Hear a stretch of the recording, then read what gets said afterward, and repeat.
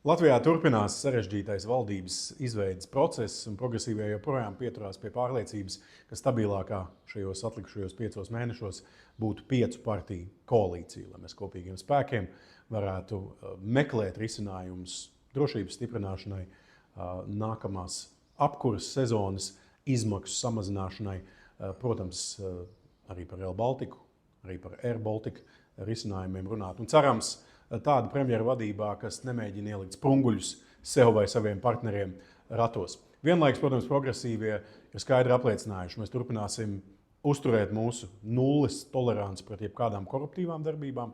Mēs pilnīgi noteikti turpināsim iestāties par cilvēktiesībām.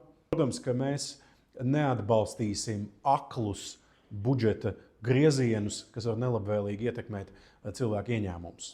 Budžets ir jāoptimizē, tur ir daudz iespēju, bet to nevar darīt aklā, exceliskā veidā.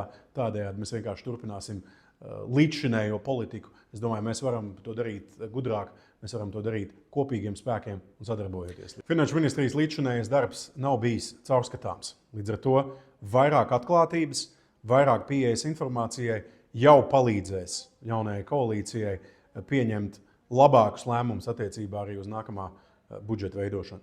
Līdz ar to progresīvie ir atvērti sarunai.